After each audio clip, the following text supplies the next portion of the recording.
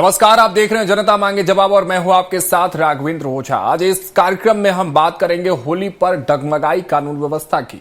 होली यानी खुशियों, भाईचारे और रंगों का त्योहार, लेकिन छत्तीसगढ़ की राजधानी रायपुर में इस बार होली के रंगों के बीच हुई सनसनीखेज वारदातों ने सभी को चौंका दिया। होली के दिन ही रायपुर में अलग अलग जगहों पर 3 हत्याएं हुई, एक हिस्ट्री शीटर पर जानलेवा हमला हुआ और सिविल लाइन इलाके में तलवार लहराकर दहशत फैलाने का वीडियो भी सामने आया। ऐसी घटना ने सुरक्षा व्यवस्था पर सवाल खड़े कर दिए हैं। इन घटनाओं के बाद प्रदेश की राजनीति भी गर्मा गई है। पूर्व मुख्यमंत्री भूपेश बघेल ने सरकार पर कानून व्यवस्था पूरी तरह फेल होने का आरोप लगाया है, तो वही डिप्टी सीएम और गृह मंत्री विजय शर्मा का कहना है कि भाजपा सरकार में अपराध कम हुए हैं और कांग्रेस सिर्फ बयानबाजी कर रही है। ऐसे में बड़ा सवाल यही है कि क्या त्योहार के दिन हुई ये घटनाएं प्रदेश में बिगड़ती कानून व्यवस्था की तस्वीर दिखाती है? क्या सरकार अपराध रोकने में नाकाम है या विपक्ष इस मुद्दे को सियासी रंग दे रहा है? इस मुद्दे पर आज चर्चा करेंगे, लेकिन उससे पहले रिपोर्ट देख लीजिए।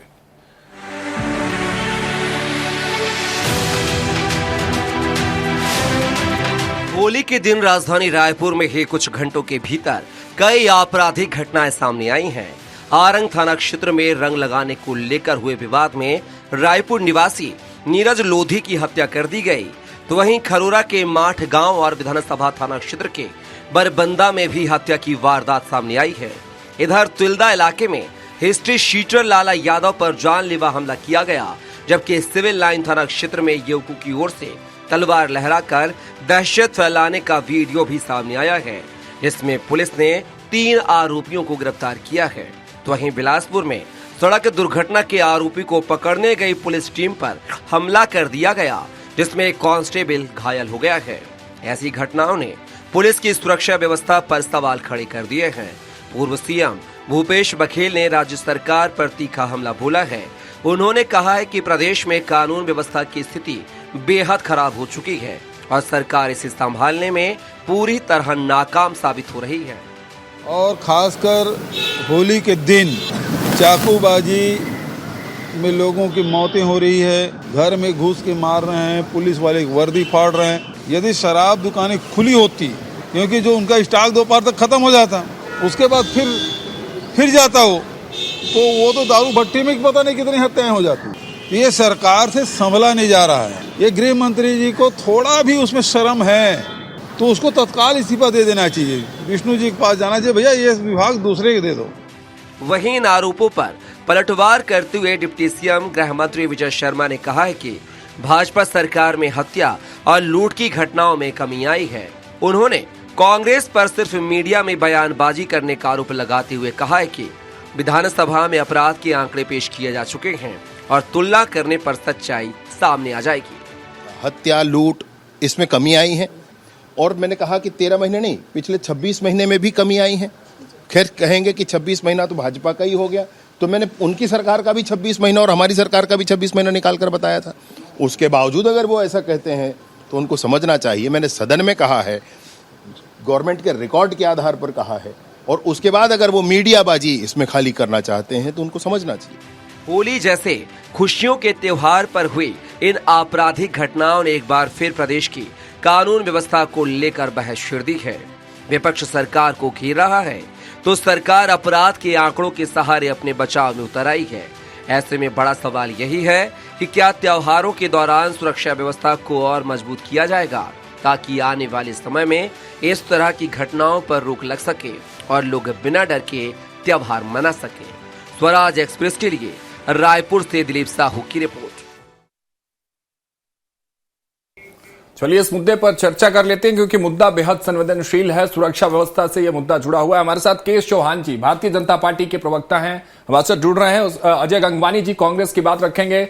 बहुत स्वागत है केश चौहान साहब आपका भी, गंगवानी साहब आपका भी। के शर्मा जी वरिष्ठ पत्रकार है, हमारे साथ जुड़ रहे हैं इस चर्चा में। शर्मा जी आपका बहुत बहुत स्वागत है। केश चौहान साहब शुरुआत आपसे कर लेता हूं। राजधानी में भी घटनाएं हुई, होली का त्योहार है, भाईचारे का त्योहार, सौहार्द का त्योहार, तलवार लहरा रहा है कोई, कहीं मर्डर हो जा रहे हैं, तो कानून व्यवस्था की विफलता पर सवाल तो उठेंगे ना। जिम्मेदारी किसकी होगी चौहान साहब? कहां मान रहे क्या विफलता है या कोई रणनीतिक चूक रह गई इस त्योहार के दिन? बिल्कुल राघवेंद्र जी, हमारी जवाबदारी है, बिल्कुल है, क्योंकि जनता ने हमारे को चुन के भेजा हुआ है।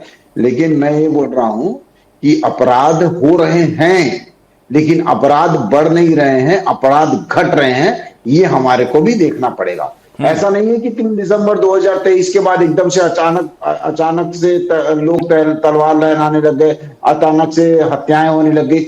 मैं कुछ आंकड़े पेश करना चाहूंगा। 2023 में जब 28,000 FIR होती है, केसेस होते हैं, और वहीं 2024 में उस घट के 26,700 के करीब हो जाते हैं केसेस, जहां पर 1041 मर्डर होते हैं इनकी भूपेश बघेल की सरकार में, जो कि सर्वाधिक है पूरे हिंदुस्तान में। और चौथे नंबर पे आते हैं जब हमारे वरिष्ठों के साथ जो केसेस होते हैं, जो FIRs होती हैं उसके नाम पे, और उसमें भी छत्तीसगढ़ नंबर 1 पे रहा है जब हमारी जनजातीय महिलाओं के साथ कुकर्म होते हैं। भूपेश बघेल की सरकार उसमें भी नंबर 1 रही है। क्राइम ब्रांच की बात कहूं तो एक साल में लगभग 20 से 30%, लास्ट साल तो 30% क्राइम जो था वो रेट बढ़ा था इनकी सरकार में। लेकिन जैसी हमारी सरकार आई है तो उसके बाद जो क्राइम रेट था वो जो साइबर क्राइम था वो कम हुआ। साइबर क्राइम के लिए हमने अलग से यूनिट भी चालू की, और उसके बाद कमिश्नर प्रणाली बोल दीजिए, और 15 से 20% हमारा बजट भी बढ़ा है। लगभग 560 करोड़ रुपए हम लोगों ने इक्विपमेंट्स पे और गाड़ियों पे खर्चा किए हैं। ये सभी कोशिशें हमारी जो है वो भूपेश सरकार से बेहतर है। इस वजह से जो आंकड़े पेश किए गए विधानसभा में वो ये बताते हैं कि पहले से, सुन लीजिए राघवेंद्र जी, जो आंकड़े पेश किए गए हैं जो हमारे गृह मंत्री जी द्वारा, वो तुलनात्मक आंकड़े पेश किए गए हैं कि 26 महीने का हमारा कार्यकाल और 26 महीने का आपका कार्यकाल भी देख लीजिए। उसके हिसाब से भी 31% की जो कमी आई है पहले से, वो हत्या में आई है। 10% की जो कमी आई वो लूट में आई है। और उसके बाद हमारा बजट बढ़ा है, हमारी व्यवस्थाएं बढ़ी हैं, और MMM monitoring for meeting, monthly meeting, सब कुछ सही है चौहान साहब, सब कुछ सही है, मान लिया गया। आंकड़े आपके फेवर में है, 26 महीने के आंकड़े। लेकिन होली के दिन जो हुआ उसके लिए क्या रणनीति बनेगी, अभी तो बताएंगे ना, क्योंकि जब त्योहार के दिन सुरक्षा व्यवस्था पर सवाल उठ रहे हैं। नॉर्मल डेज में कैसे लोगों का भरोसा आप जीत पाएंगे, क्या आप सुरक्षित रहेंगे? ओझा जी मेन बात यह है कि या तो ऐसा हो ना कि पहले से मुस्तैद नहीं है, जो वहां पर हमारे जवान थे वो लोग बहुत ज्यादा तैनात थे, पहले से मुस्तैद थे। उसके बाद सिर्फ आप होली के दिन क्राइम हो रहा है इस वजह से आप बोल रहे हैं कि क्राइम बढ़ रहा है, तो ये नहीं बोल सकते। इनके समय में तो होली की जरूरत नहीं पड़ती थी। एक हिंदुस्तान जिंदाबाद बोल रहा था, नारे लगा रहा था, और मुख्यमंत्री जी के जिले में ही उसका मर्डर होता था। बीरनपुर जैसी घटनाएं होती हैं जो पहले छत्तीसगढ़ में कभी नहीं हुई। कवर्धा जैसी घटना होती है जब से छत्तीसगढ़ बना तब से कभी नहीं हुई। और उसके बाद ये जब हमारी सरकार आती है तो ये बलौदा बाजार में अग्निकांड करते हैं, सूरजपुर में जाके कांस्टेबल के परिवार को आहत करते हैं, मार देते हैं, मर्डर कर देते हैं। ये मतलब जो पिछले 2 साल से इन लोग भी बहुत सारे अपराधों में लिप्त रहे हैं। कांग्रेसी कार्यकर्ता या कांग्रेसी पदाधिकारी बोल लीजिए, अब 7-8 महीने जेल भी काट के आए इनके जो विधायक है, और एक विधायक तो 420 में अभी अंदर है, जो वो पहली बार हुआ है छत्तीसगढ़ की घटना में। तो ये अपराध को पैदा करने वाला ये पहले से भूपेश बघेल की सरकार से चला आ रहा है। साइबर क्राइम आपने इतना बढ़ा दिया, महादेव ऐप के जरिए आपने इतना आदत लगा दी, नशीले पदार्थ इतने लाके आपने ठीक है, सब कुछ गंगवानी जी ने कर दिया, उनका रुख कर लेते हैं। इस पर क्या उनके रिएक्शन होते हैं? आते हैं चौहान साहब आपके पास लौटेंगे। गंगवानी जी, कंपैरिजन आपने सुन लिया होगा, अपराध हो रहे हैं लेकिन आंकड़े नहीं बढ़ रहे हैं। 26 महीने 26 मंथ्स के आंकड़े रखे गए।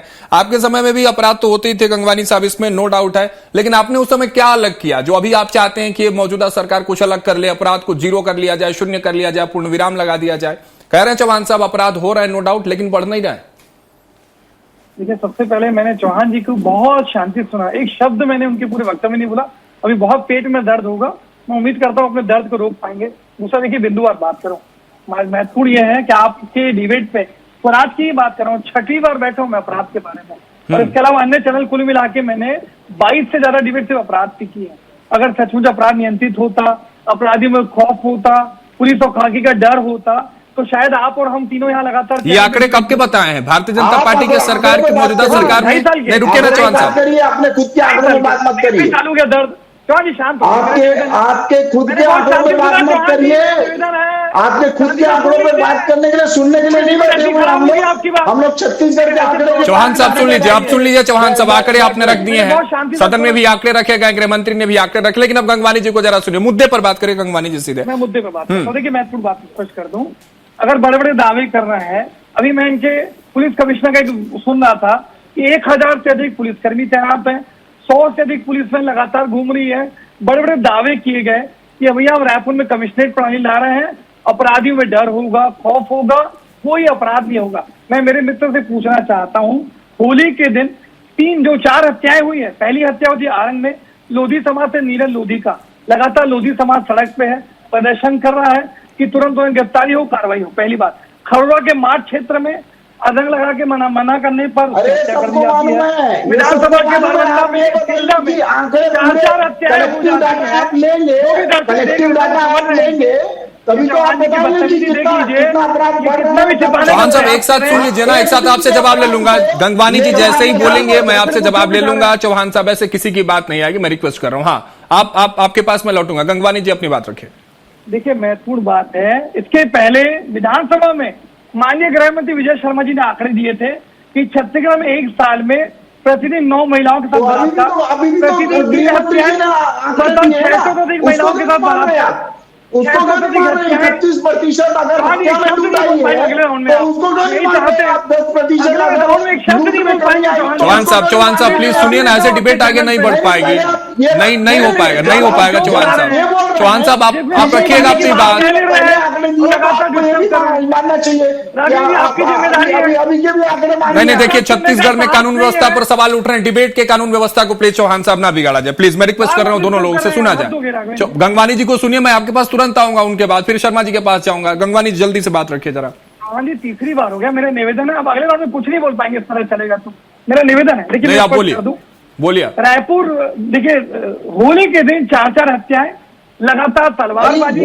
होली का दिन सिविल लाइन जैसे वीआईपी क्षेत्र में खुलेआम गुंडे तलवारबाजी करते, रंगदारी करते, न खाकी का डर है। अरे लेकिन चौहान साहब कह रहे थे ये 3 घटनाओं से आंकड़ों के ग्राफ को आप नहीं ढक सकते हैं। आपकी भी सरकार थी, इसीलिए मैंने सवाल, आपने क्या अलग किया? और एक चीज और बताइए कि आप अपनी सरकार में कितने डिबेट्स में बैठते थे गंगवानी जी? अभी तो आपने गिनवाया कि 6 और 22 आपराधिक मुद्दों पर बैठ गया। जब कांग्रेस की सरकार की तो बैठते भी थे आप लोग या पीछे रहते थे? मुझे समय देंगे कि दोनों भाई लोग बात करेंगे, आप लोग, मैं चुप हो जाता हूँ। अरे कौन भाई, आप भी बड़े भाई, ऐसी बात थोड़ी है गंगवानी जी, बात तो रखिए आप अपनी। एक ही भाई का ख्याल कर रहे हैं यार, आप बोलिए, बात रखिए। डिस्टर्ब करते हैं, फिर आप प्रश्न पूछने कहिए आप, तो मैं तो प्रश्न पूछूंगा ही। बैठ जाता हूँ, आप दोनों पत्रकार को बात करा लीजिए। नहीं आप अपनी बात रखिए। यार मैं बड़ा असंतुष्ट हूँ आपके डिबेट से, माफी चाहता हूँ। अरे आप आंकड़ों पे बात करिए सीधा। मैं चौहान साहब ने जो विजय शर्मा जी ने विधानसभा में आंकड़े दिए थे कि एक साल में प्रतिदिन 9 महिलाओं के साथ बलात्कार, रोज 3 हत्याएं, रायपुर राजधानी में 6 गोलीकांड। आज जो पुलिस और प्रशासन की विफलता है, होली में 4 हत्याएं हुई है, और यहाँ बैठ के चैनल में भाजपा प्रवक्ता आंकड़े दे रहे हैं। आंकड़े जरूरी है कि जो वास्तविक स्थिति है, कितनी हत्याएं हो रही है, कौन करके क्या कर रहा है पुलिस प्रशासन, छत्तीसगढ़ के सरकार के सबसे गृह मंत्री है विजय शर्मा, सीमा दे दीजिए। विजय शर्मा जी आंकड़े पेश करते हैं,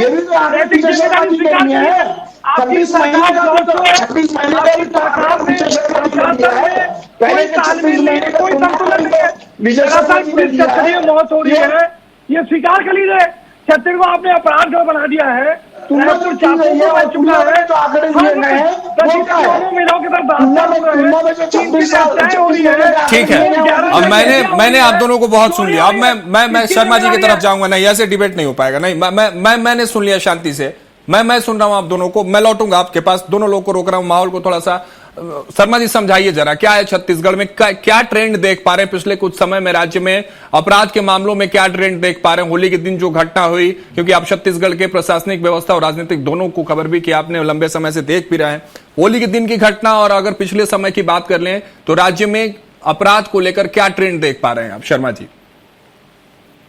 देखिए, छत्तीसगढ़ में अपराध को लेकर के बात कहेंगे तो हर वर्ष के आंकड़े आते हैं, तो आंकड़ों की बात करेंगे तो दोनों ओर से बात कही जा रही है। 23 में मतलब हत्या की बात करें 63, 78 और 92, 23, 24, 25 के आंकड़े हैं। उसके साथ ही साथ यदि अभी विधानसभा में जवाब आया कि हत्या में 31% की कमी, लूट में 10% की कमी, जो अभी चौहान जी बोल रहे हैं। बात आती है कि अभी पुलिस व्यवस्था, पुलिस जो कानून व्यवस्था है, विपक्ष का एक बड़ा मुद्दा रहा है, शुरू से ही रहा है, चुनाव से पहले से ही बह रहा है। जैसे भाजपा ने बीरनपुर का मुद्दा उठाया, उसके बाद वहां पे उसके विधायक भी बन जाते हैं, उसके बाद बलौदा बाजार की घटना और तमाम प्रकार की घटनाएं, सूरजपुर की घटना है, लोहारीडीह की घटना है, इस प्रकार की घटनाओं को लेकर राजनीतिक माहौल गरमाया हुआ है। दूसरी चीज ये है कि अपराध के लिए कि जो कानून व्यवस्था के लिए सरकार ने कमिश्नरी प्रणाली लागू की रायपुर में जो घटनाएं हो रही है, अभी जो रायपुर जिले की बात करें तो 21 थाने जो है, जो रायपुर शहर में 3 हत्याएं रायपुर ग्रामीण क्षेत्र में हुई, जहां एसपी अलग है, यहाँ पे कमिश्नर है रायपुर में 21 थाने में, जहां गंज थाने में 1 हत्या हुई, और 3 जो आप बताए जा रहे हैं विधानसभा क्षेत्र की बात करें, और जो दूसरा जो है खरोरा की, और तीसरा जो है आरंग की, ये तीनों घटनाएं ग्रामीण क्षेत्र की है। अब जो निश्चित रूप से चाकूबाजी की घटनाएं रायपुर में बढ़ी है, इसके रोकने के क्या उपाय है, ये सुझाव मेरे ख्याल से आता तो ज्यादा बेहतर है, क्योंकि इसमें बहुत सारे कारण है। सामाजिक और पारिवारिक टूटन भी एक बड़ा कारण कह सकते हैं, बेरोजगारी बढ़ रही है, ये भी एक कारण हो सकता है, नशाखोरी तो एक बड़ा कारण राजनीतिक रूप से भी है कि लगातार छत्तीसगढ़ में नशा के मामले में विधानसभा में देखेंगे तमाम प्रकार के जो आरोप भी लगे सरकार के ऊपर। भूपेश बघेल ने नाम भी लेके कहा कि इनका नाम क्यों नहीं, तमाम प्रकार की बातें आई, ड्रग्स को लेकर, गांजा को लेकर, और इस पूरे मामले को यदि देखेंगे तो इसमें जो पुलिस की जो व्यवस्था है, पुलिस के पास आप देखिए कि जेल में भरा हुआ है, छत्तीसगढ़ में दोगुने कैदी हैं, ये विधानसभा में जवाब आता है। अब सड़क में कितने लोगों को पुलिस ने 677 लोगों को इसी रायपुर ग्रामीण क्षेत्र में प्रतिबंधात्मक कार्रवाई की है। पुलिस की कार्रवाई के साथ साथ यदि आप पूरे मामले को देखेंगे तो घटनाएं जो हो रही है उसको लेकर सरकार क्या कदम उठा रही है, उससे क्या जनता में क्या प्रभाव पड़ रहा है, नशाखोरी को लेकर क्या कोई कदम उठाया जा सकता है क्या, जो सरकार के हाथ में तात्कालिक रूप से। तो दोनों ही ओर से देखिए कि शराबबंदी की बात कांग्रेस करती है, दूसरी ओर भाजपा सरकार आती है तो होली के समय दुकान खोलने की बात आती है, विपक्ष का कहे या मीडिया का कहे, जनता का दबाव आता है तो ड्राई डे घोषित रहता है। पूरे मामले में सरकार की ओर से जो अभी कदम उठाना चाहिए, क्या कमिश्नर प्रणाली रायपुर में हुआ उसी ढंग से बाकी एसपी को किस ढंग से कड़ाई बरतने की आवश्यकता है, क्या पुलिस बल की कमी है या तकनीकी की कमी है। जैसे अभी नए तकनीकों के लिए राशि की बजट में प्रावधान भी किया गया है, और जो जेल की बात कर रहे हैं तो जेल का सवाल उठाया, उसमें यह बात आई कि नए बैरक बनाएंगे, नए जेल बनाएंगे, तो कुल मिलाकर के ये कोई एक विषय नहीं है कि यहाँ पे 3 हत्या हो गई। परिवार में भाई ने भाई की हत्या कर दी एक मामले में, दूसरे में रंग गुलाल लगाने जा रहे हैं तो उसको मतलब एक तनाव का माहौल क्यों है, युवाओं में इतना आक्रोश क्यों आ रहा है, ये सब देखने सुनने की बात है। सरकार को पूरी तरह इसमें विचार करना चाहिए, क्या किस ढंग से युवाओं में अपराध की ओर की प्रवृत्ति जो आती जा रही है इसको कैसे, ऑनलाइन चाकू आ रहे, इतने सारे चाकू कहां से आ गए कि 16 घटनाएं हो जाती है चाकू को लेकर के। तो ये सरकार और विपक्ष को भी चाहिए कि क्या है इसके सुझाव दे, किस प्रकार लेंगे ना गंगवारी जी से। मैं तो हर डिबेट में शर्मा जी यही कोशिश रहती है कि विपक्ष से मैं समाधान लेके जाऊं, हालांकि अभी मैं चौहान साहब आपका रुख करता हूं। कहां लग रहा है कि कोई रणनीति में जो अपराध नियंत्रण को लेकर आप रणनीति बना रहे हैं, आपकी सरकार बना रही है, उसमें कहीं चूके इस बात को स्वीकार करिए। और जब आप बार बार बात ये करें कि होली के दिन हुए घटनाओं से हम ये नहीं कह सकते कि अपराध के ग्राफ बढ़ रहे हैं, क्यों नहीं बात करेंगे चौहान साहब, क्यों नहीं करेंगे, सवाल क्यों नहीं उठाएंगे व्यवस्था पर। जब त्योहार के दिन कोई सुरक्षित अपने आप को महसूस नहीं करेगा तो आपकी जिम्मेदारी है, आम दिनों में कैसे ये भरोसा दिलाएंगे कि आम जनता सुरक्षित है। चौहान साहब।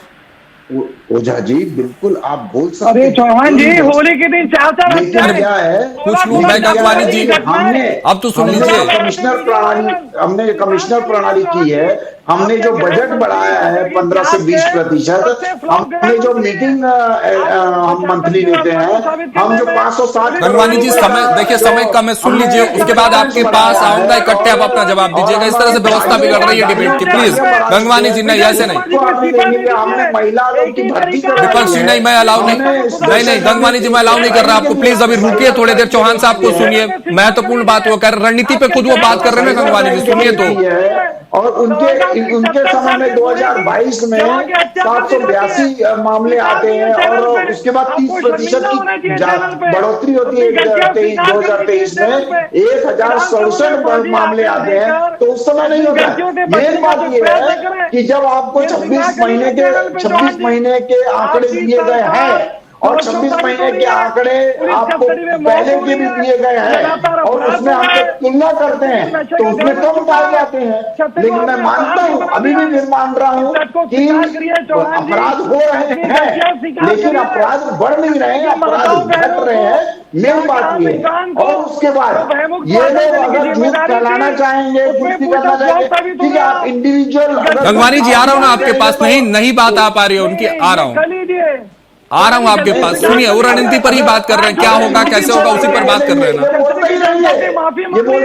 ये बोलते रहेंगे क्योंकि इनको सच नहीं सुनना है। अच्छा, क्या कांग्रेस क्या चाहती है? रुकिए चौहान साहब, रुकिए, कांग्रेस क्या चाहती है? गंगवानी जी, कांग्रेस क्या चाहती है इस मसले पर? सिर्फ राजनीति करना है, इसीलिए वो आरोप लगा रहे हैं कि आप मीडियाबाजी, बयानबाजी कर रहे हैं। राजनीति करना है, सरकार को सिर्फ घेरना है, या कोई ठोस समाधान भी कांग्रेस देगी विपक्ष के नाते? देखिए, दो चीजें स्पष्ट कर दूं। चौहान साहब, अब आप रुकिए, सुनिए उनको।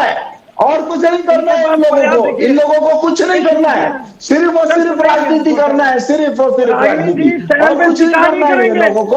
मेरी बात ये है कि आपके समय में क्राइम बढ़ता है। आपके पूर्व मुख्यमंत्री के बेटे 7 से 8 महीने जेल में रहते हैं, आपके मंत्री जेल में रहते हैं भ्रष्टाचार में। आपके कहाँ भ्रष्टाचार, कहाँ कानून व्यवस्था की बात चौहान साहब हो रही है? गंगवानी जी, आपस में ही आप लोग व्यवस्था बिगाड़ने की कोशिश कर रहे हैं, किसी की बात नहीं जा रही है। हम कार्यक्रम कर रहे हैं, जनता मांगे जवाब। सुरक्षा व्यवस्था को लेकर जनता सवाल पूछ रही है, विपक्ष के सवालों को अगर इतर कर दे चौहान साहब, को जनता की बात है, सुरक्षा की बात है, लेकिन आप दोनों इस तरह से यही कानून व्यवस्था बिगाड़ रहे हैं। ये डिबेट की कानून थोड़ी है।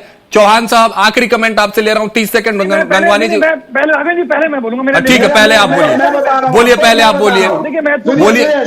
सुनिए, अभी शर्मा जी के पास मुझे जाना है, आखिरी कमेंट लेना उनसे जल्दी से। होता क्या है, ये लोग ना सच सुनना चाहते हैं ना सच बोलना चाहते हैं। सिर्फ ऐसे कानून व्यवस्था सुधरेगी, पक्ष और विपक्ष दोनों मिलकर सुधारेंगे। ऐसे जिस तरह से आप दोनों डिबेट में बिहेव कर रहे हैं गंगवानी जी, नहीं, बिल्कुल। आज मैं भी संतुष्ट नहीं हूं गंगवानी जी आपसे, आज मैं भी संतुष्ट नहीं। आपने कहा कि मैं आपका, मेरे टाइमिंग से आप मैं भी संतुष्ट नहीं। आप ऐसे बिहेव नहीं करते हैं डिबेट में। चौहान साहब, आप भी बहुत ही शांतिपूर्ण तरीके से सुनते हो, जवाब देते हैं। जब कानून व्यवस्था की बात हो, डिबेट की व्यवस्था बिगाड़ रहे हैं आप दोनों। 30 सेकंड गंगवानी जी दे रहा हूं साइलेंटली, प्लीज आप बोलिए। चौहान साहब, मैं रोक रहा हूं, नहीं तो मुझे माइक डाउन करना पड़ेगा। प्लीज चौहान साहब, ये मैं नहीं करना चाहता हूं अपने डिबेट में। गंगवानी जी 30 सेकंड जल्दी से। देखिए, चौहान साहब, आऊंगा मैं आपके पास, प्लीज रुक जाए। इनको भी बोलिए, महत्वपूर्ण बात है। विपक्ष का नैतिक दायित्व है कि सरकार अगर अपराध को रोकने में नाकाम हो रही है, सरकार प्रशासन विफल हो रहा है, उनका कैसे नाकाम हो रही है? मैं पूछना चाहता हूं, व्यवस्था में लगातार कैसे नाकाम हो रही है? सुन तो लीजिए, अरे सुनिए ना चौहान साहब, प्लीज सुनिए, तो सुनिए उनको, फिर आएंगे आपके पास तो बोलिएगा, जल्दी बोलिए, समाधान दीजिए ना 30 सेकंड में। गंगवानी जी, समाधान दे रहा हूं मैं, समाधान दीजिए। सारे ठेवने पुलिस बल की कटौती के चलते वहां पे लगातार पुलिस बल की कमी है, और नई पुलिस की भर्तियां की जाए, बेहतर पुलिस के लिए प्रयास किए जाए, सामाजिक। चलिए चौहान साहब, जल्दी से जो बात कर रहे हैं गंगवानी जी, क्या कमी है वैसी या सब कुछ ठीक है? तस्वीरें बदलेंगी छत्तीसगढ़ में। चौहान साहब जल्दी बोलिए, शर्मा जी के पास मुझे जाना है, टाइम नहीं है। मैं अपने प्रवक्ता से पूछना चाहता हूँ कि 5 ऐसी कमी बता दीजिए जो आपके समय में थी और हमारे समय में भी थी, और उसके बाद मैं 10 ऐसी चीजें बता दूंगा जो आपके जमाने में थी और हमारे में थी। मैं पहले भी गिनवा चुका हूँ, हमने बजट बढ़ाया, ये सब प्रयास करे जाएंगे। चलिए, तमाम प्रयास हो रहे हैं। आखिरी प्रतिक्रिया में शर्मा जी को, दोनों की आवाज डाउन कीजिए प्लीज। मैं अपनी टीम से कहूंगा, दोनों की आवाज डाउन कीजिए। शर्मा जी, महत्वपूर्ण प्रतिक्रिया, संवेदनशील मुद्दा, इस तरह से आप बच्चों की तरह लड़ रहे हैं आप दोनों, बताइए अच्छा थोड़ी लगता है? शर्मा जी, क्या लग रहा है, कुल मिलाकर क्या कहा जाए? सिर्फ ये घटनाएं हैं छत्तीसगढ़ के भीतर, या कोई कानून व्यवस्था को लेकर बड़ी चेतावनी है जिससे सरकार को और विपक्ष को दोनों को साथ मिलकर, एक साथ आकर इस व्यवस्था को सुदृढ़ करने का प्रयास करना चाहिए? शर्मा जी, कानून व्यवस्था को बेहतर करने के लिए अनवरत प्रयास की आवश्यकता होती है। जो भी कमियां उसको लेकर के, जैसे बीट प्रभारी होते हैं, बीट प्रभारी की जिम्मेदारी तय करो, थानेदार की जिम्मेदारी तय होनी चाहिए। उसके क्षेत्र में गांजा मिल रहा है, शराब मिल रहा है, ये एक बीट प्रभारी जो होता है, हवलदार होता है, कहीं एएसआई होता है, नीचे स्तर से आप कार्रवाई करके थानेदार हो, एडिशनल एसपी हो, सीएसपी हो, आप कमिश्नर बनाए, एक जिम्मेदारी तय करके उनके ऊपर यदि कार्रवाई होती है तो मुझे लगता है कि अवैध कार्य रुकेंगे और युवाओं पर दबाव बनेगा। विजुअल पुलिसिंग के माध्यम से पुलिस का एक खौफ तो अपराधियों में होना ही चाहिए, और आम लोगों में एक कहीं ना कहीं एक लगना चाहिए कि पुलिस के प्रति एक विश्वास की भावना होना चाहिए, ताकि ऐसे त्योहारों में लोग घर से बाहर निकल सके। नहीं तो एक डर भय का वातावरण है। निश्चित रूप से सरकार की जिम्मेदारी है कि इसमें जो जो जिस थाना क्षेत्र में हुआ है उन पर क्या कार्रवाई करते हैं। भले ही ये बात कही जाएगी सत्ता की ओर से, निश्चित रूप से, या थानेदार की ओर से, हमने सभी मामलों में अपराधियों को गिरफ्तार कर लिया है, लेकिन घटनाएं क्यों हो रही है, इसको रोकने के क्या उपाय है? आपराधिक कृत्य जितने हो रहे हैं, अवैध कृत्य जो हो रहे हैं, चाहे गांजा शराब की बात करें या चाकूबाजी, चाकू ऑनलाइन आ रहे हैं, ये थाना जब तक जिम्मेदारी तय नहीं करेंगे, बीट स्तर पर विजुअल पुलिसिंग की बात है, पुलिस जनता के बीच एक सामंजस्य की बात है, पुलिस मित्र की बात होती है, ये थाना और जनता के बीच में जो एक सामंजस्य बनने की बात है, मुझे लगता है कि सबको दुरुस्त करने की आवश्यकता है। इसमें हर सभी पुलिस अधीक्षकों के मीटिंग लेके हो सकता है, गृह मंत्री एक निर्देश। गंगवानी जी, समय हमारे पास नहीं है, प्लीज मैं अभी इस डिबेट में इतना ही आप क्षमा चाहूंगा आपसे। हालांकि समय हमारा समाप्त हो चुका है। जब समय था तो आप दोनों लड़ रहे थे। अगली डिबेट में मिलेंगे और इस उम्मीद के साथ मिलेंगे चौहान साहब की व्यवस्थाएं सुदृढ़ होंगी, लोग सुरक्षित महसूस करेंगे और वो भरोसा आप दोबारा स्थापित करके आएंगे और गंगवानी जी के सवालों पर अपने आप खुद ब खुद जवाब मिलेगा उस वक्त। फिलहाल बहुत शुक्रिया अजय जी आपका हमारे साथ जुड़ने के लिए, केशवान जी आपका भी, के शर्मा जी भी आपका बहुत शुक्रिया हमारे साथ जुड़ने के लिए इस खास चर्चा में। तो आज की बहस में यही सामने आया कि होली जैसे त्योहारों के दौरान हुई घटनाओं ने कानून व्यवस्था को लेकर कई सवाल जरूर खड़े किए हैं। विपक्ष सरकार पर सुरक्षा व्यवस्था कमजोर होने का आरोप लगा रहा है, तो वही सरकार का कहना है कि अपराध पर लगातार कार्रवाई हो रही है और आंकड़े इसकी गवाही देते हैं। सवाल यही है कि त्योहारों के दौरान शांति और सुरक्षा बनाए रखने के लिए जमीनी स्तर पर कितनी मजबूत तैयारी की जा रही है, क्योंकि जनता की सबसे बड़ी उम्मीद यही होती है कि कानून व्यवस्था मजबूत रहे और हर त्योहार खुशी और सुरक्षित माहौल में मनाया जाए। फिलहाल इस मुद्दे पर सियासत जारी है, लेकिन उम्मीद यही कि जिम्मेदार एजेंसियां ऐसी घटनाओं को रोकने के लिए ठोस कदम उठाएंगे। इसी के साथ आज के इस कार्यक्रम में इतना ही। मुझे दीजिए इजाजत, नमस्कार।